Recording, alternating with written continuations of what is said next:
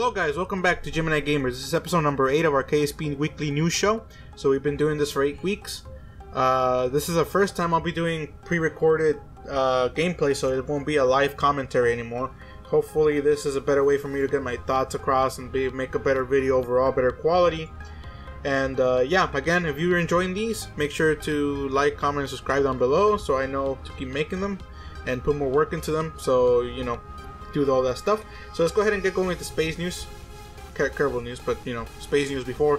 So a very cool Soviet program in the 1980s was going on where they were trying to extend the amount of daylight available for farmers using mirrors, and this is some basically very cool stuff because you know it sounds like something that Kerbals would do, right? Except they they don't have farmers, so they wouldn't do it, but you know, something kind of similar, something crazy they would do. So very cool stuff. I encourage you, if you're into space stuff, go ahead and read it. Links down below for the blog. Go ahead and read all that stuff. Very cool stuff. Very cool experimental stuff that the Soviets are doing and stuff like that. So, and let's go ahead and get into development news. So again, making history expansion development. The developers are working on a feature that will allow mission creators to see a map overview of a mission, and it will include a list of mission objectives. So basically, when you're making a mission, you'll be able to see a whole map of how your mission will progress with different branches and stuff coming out of it. Basically, this will make everything a lot more organized for the mission creators and maybe even the people doing the mission, so you can see a progression thing as you're going on. Very cool stuff. And overall, I think this is a good thing. But again, it's being developed, so maybe it won't be exactly the way they're telling it right now. It might change, you don't know. So still a work in progress, but very cool stuff for mission creators that will be making a lot of missions. Will help you keep things organized and stuff like that. And the developers are also working on a component that will allow mission creators to test their missions. There will be a test mission button that once pressed will give you options on how to continue. So basically, you'll be able to press a button, it'll basically put out a log where you'll be able to basically choose where you want to start and where you want to go, you know what I mean, in your mission. And as long as the mission starting conditions are, you know, actually doable, the game will execute it and it will put you in the mission. And again, you can pick wherever you want to start off. So if you want to start off at the end of the mission, like the last part of the mission, like the landing or something like that, you can do that. And make sure you know, if you're going to be making missions, make sure you can test them and stuff like that. It's a good thing to do that. You know, because sometimes you're like, oh, it's an easy mission, you're just going to the moon or something like that. But you know, you always want to make sure that you know what you're doing. Specifically when you're like making the mission a little more difficult, you want to make sure that you can actually complete it so people don't get angry. You know how the internet is, right? So anyway, that's just basically a very useful feature, and it took them a little while to get it out, but they did.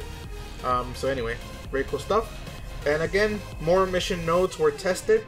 The first node that was tested is the resource recover node. Basically requires you to recover a certain amount of resources once your mission is done, or a specific part of the mission. Basically just to make the mission more difficult. You know, if you want to have a certain amount of fuel in your ship when you get home, or a certain amount of ore, you know, you can do that. And the second node is the recover funds node. So basically it makes sure that you have enough funds in your when you recover your ship to basically complete the mission. So basically again, more difficulty, and you know, if you don't want a person to lose a part or waste too much fuel, you can do that. And then the third node is take a tourist node. Basically it's very straightforward stuff. Requires you to take a tourist on your mission, so you know, nothing more to that. Recover Kerbal node, again very straightforward. Requires you to recover a Kerbal, just rescue or recover a Kerbal at the ground and stuff like that. And the last node that was tested this week is the create asteroid node. We haven't seen this one before or anything to do with asteroids, regarding nodes. So basically, this node is anything having to do with asteroids. So it will tell you basically if you want to divert an asteroid, mine an asteroid, destroy an asteroid, or make it hit something else. Basically, everything you want it to do with it, it's done with that one node. I don't think this is a good thing because it's going to make things a little more difficult, because you're probably going to have to set it up a little bit.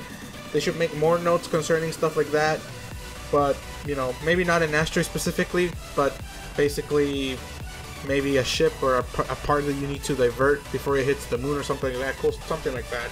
But you know, they need more notes regarding that stuff to make the missions a little more complicated and stuff like that. So anyway, moving on to the artistic part of the news blog. The developers showed us the Gemini capsule, and I'll be putting it on the screen right now. Very cool looking model. Actually, it doesn't really look a lot like the Gemini Capsule too much. I mean, I see the resemblance, but it doesn't really look too much like it. Maybe when you add the extra tube at the top, maybe there will be something like that, an adapter or something. Maybe that will make it look. But yeah, basically the concept, 2-man capsule. The model has been finished, and the bottom of the capsule is 1.872 meters. And again, if you don't know, 1.872 meters are coming to the game. Make sure you get caught up with that stuff. Go ahead and watch the other videos. There's other parts are shown in those videos, so make sure you watch them. And the top is again 60625 meters wide, so basically the same size as the other capsule, the small, the 1-man capsule. So you can put the other one at the top and it'll be exactly the same. So some consistency there, I guess. Yeah, basically Gemini Capsule. They're making the service module, you know, the back part, the white back part of it too.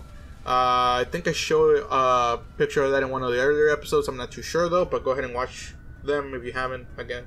And again, console work, less important stuff, but again, they're doing bug fixes and adding trophies and achievements to it. So basically, some very cool stuff is going on with the console as well, if you're into that. And if you want me to do a little more into the console news in other episodes, make sure to tell me in the comments below. And yeah, I think that's pretty much it, guys. So again, thanks for watching. Like, comment, and subscribe, and click on the notification bell to get the notification when I release these episodes. I release these every Wednesday. So yeah, make sure to come back next Wednesday if you're coming for these. And again, thanks for watching, and I'll see y'all in the next video. Goodbye.